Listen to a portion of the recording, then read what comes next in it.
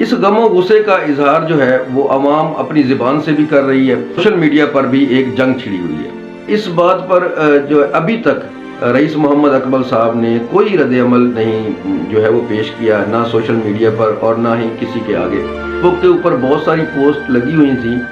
ایک پوسٹ جو کہ موقع کی مناسبت سے اور بہت ہی اعلیٰ الفاظوں کے ساتھ لگی ہوئی تھی، وہ رئیس حامد وحید صاحب کی تھی۔ میں نے اس کو پڑھا اور پڑھنے کے بعد جو ہے نا میرے دل نے چاہا کہ میں اس پوسٹ کو آپ کے ساتھ شیئر کروں۔ میرا عمران خان صاحب کے لیے یہ ایک پیغام ہے کہ جناب، آپ وہاں بیٹھ کر جو فیصلے کرتے ہیں ان کی تحقیق کر لیا کریں۔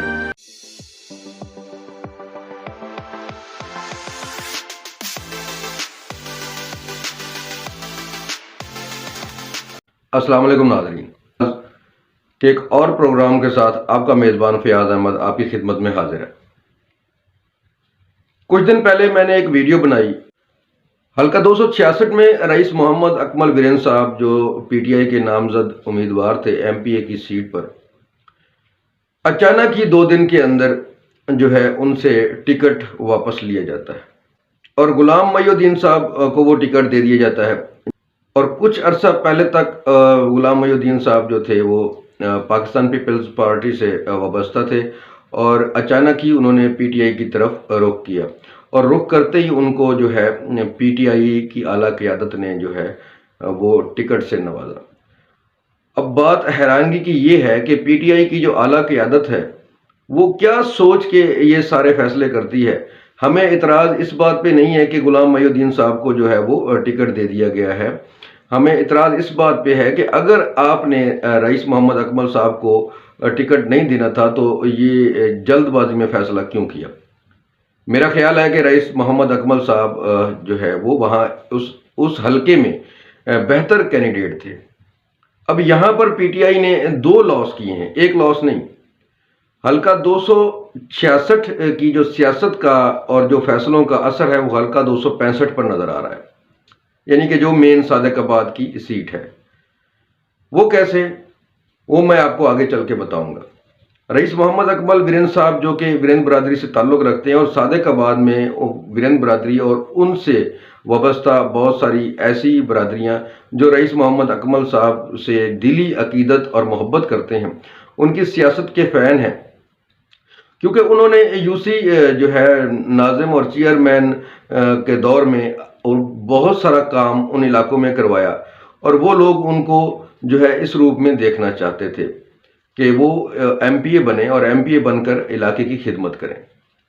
اب اس علاقے کی عوام جو ہے اس میں شدید غم و غصہ پایا جاتا ہے، کیونکہ وہ کئی بار جو ہے یو سی ناظم اور چیئرمین رہ چکے ہیں، ان کے چھوٹے بھائی بھی ایک بار جو ہے وہ ناظم رہ چکے ہیں، تو انہوں نے بے تحاشا کام کروائے ہیں، عوام کے دلوں میں گھر کیا ہے انہوں نے۔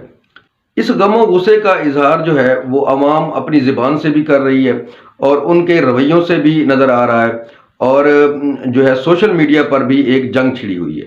اس بات پر جو ابھی تک رئیس محمد اکمل صاحب نے کوئی رد عمل نہیں جو ہے وہ پیش کیا، نہ سوشل میڈیا پر اور نہ ہی کسی کے آگے۔ رئیس محمد اکمل صاحب بالکل صبر کا مظاہرہ کر رہے ہیں، اور ان کی شخصیت میں بھی یہ چیز شامل ہے۔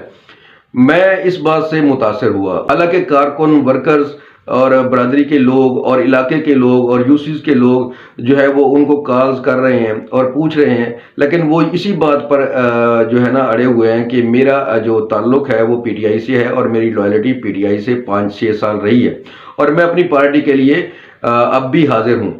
لیکن بات رئیس محمد اکمل صاحب کی نہیں ہے، بات عوام کی ہے۔ عوام کیا چاہ رہی ہے، عوام کیا دیکھ رہی ہے، عوام کیا سوچ رہی ہے۔ اب اس بات کا تعلق حلقہ 266 کی سیاست کا تعلق حلقہ 265 پر کیسے پڑے گا، اب میں یہ آپ کو بتاتا ہوں، کیونکہ سوشل میڈیا پر ایک جنگ چھڑی ہوئی ہے کہ رئیس محمد اکمل صاحب کے ساتھ زیادتی ہوئی ہے۔ ابھی میں ایک علاقے کے ہمارے صادق آباد کے بہت ہی پڑھے لکھے نوجوان ہیں ماشاءاللہ، میں ان کی ایک پوسٹ پڑھ رہا تھا فیس بک کے اوپر۔ فیس بک کے اوپر بہت ساری پوسٹ لگی ہوئی تھیں۔ ایک پوسٹ جو کہ موقع کی مناسبت سے اور بہت ہی اعلیٰ الفاظوں کے ساتھ لگی ہوئی تھی، وہ رئیس حامد وحید صاحب کی تھی۔ میں نے اس کو پڑھا اور پڑھنے کے بعد جو ہے نا میرے دل نے چاہا کہ میں اس پوسٹ کو آپ کے ساتھ شیئر کروں۔ رئیس اکمل وریندر کے صاف اور شفاف سیاسی کیریئر کی بدولت ان کے مخالفین، خاص طور پر بغض سے بھرے مقامی سیاستدانوں کے پاس رئیس اکمل وریندر کے خلاف کرپشن، قبضہ، بھتہ یا کسی طرح کے بھی غیر اخلاقی اور غیر قانونی الزامات جیسا کوئی جواز نہیں تھا۔ پھر بھی سوشل میڈیا پر ان کے خلاف مہم چلائی گئی۔ ان کو اب انشاءاللہ سوشل میڈیا پر اور الیکشن میں ووٹ کی طاقت سے پیغام دیں گے۔ ہم متحد ہیں اور پوری برادری رئیس اکمل صاحب کے ساتھ کھڑی ہے۔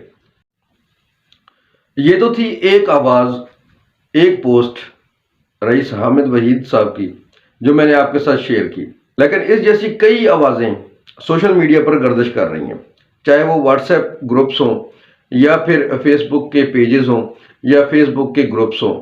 اب رئیس اکمل صاحب تو خاموش ہیں اپنی پارٹی کی ساکھ کے لیے کہ کہیں میری پارٹی کی ساکھ خراب نہ ہو۔ ان کے اس اعلیٰ ظرف کو ہم سلام پیش کرتے ہیں، لیکن بات یہ ہے کہ کیا رئیس محمد اکمل صاحب عوام کا جو غم و غصہ ہے اس کو کم کر سکیں گے؟ کیونکہ جو پارٹی کا جو نامناسب فیصلہ تھا، میں نیوٹرل ہو کے یہ کہہ رہا ہوں کہ پارٹی کا یہ نامناسب فیصلہ عوام میں جس نے شدید غم و غصہ پیدا کر دیا ہے، اس بات کا تعلق حلقہ 266 سے اٹھتا ہے اور حلقہ 265 پہ ختم ہوتا ہے، اور ان کا بہت زیادہ ووٹ بینک جو ہے وہ حلقہ 265 میں ہے۔ اب رئیس محمد اکمل صاحب کہہ بھی دیں کہ میں پارٹی کے ساتھ لائل ہوں، لیکن یہاں پر بات جو ہے انا کی آ گئی ہے۔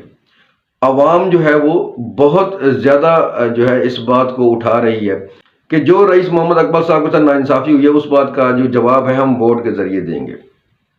اس حوالے سے میں نے رئیس محمد اکمل صاحب کے چھوٹے بھائی سے بھی بات کی، انہوں نے بھی یہی جواب دیا کہ بالکل عوام میں جو غم و غصہ ہے وہ حق بجانب ہے، لیکن رئیس محمد اکمل صاحب نے ابھی اس بارے میں کوئی بیان جاری نہیں کیا، نہ ہی عوام کے لیے کوئی پیغام دیا ہے۔ انہوں نے عوام سے یہی کہا ہے کہ آپ جو ہے صبر کا مظاہرہ کریں۔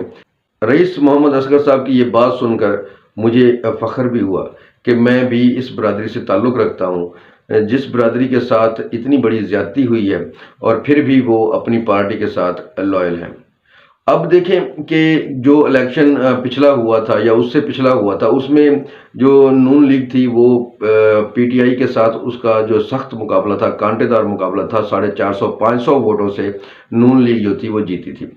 اب بات یہاں آگے ختم ہوتی ہے کہ جو حلقہ 265 ہے، حلقہ 265 میں جو ووٹ بینک ہے رئیس محمد اکمل صاحب کا، اگر فرض کریں وہ آدھا بھی اگر جو ہے وہ جذباتی ہو جاتا ہے اور اپنی برادری ازم کو دیکھتا ہے یا رئیس محمد اکمل صاحب کے جو کام ہے، کارکردگی ہے، ان کو دیکھتے ہوئے پی ٹی آئی پر غصہ نکالتے ہیں، پی ٹی آئی پر اگر غصہ نکالتے ہیں تو اس کا نقصان کس کو پہنچے گا؟ اس کا نقصان پی ٹی آئی کو پہنچے گا، کیونکہ ادھر بھی جو کینڈیڈیٹ انہوں نے کھڑا کیا ہے وہ بھی نیو ہے، یعنی کہ انہوں نے بھی صرف ایک یو سی کا الیکشن لڑا ہے اور اس میں بھی ان کو شکست ہوئی تھی۔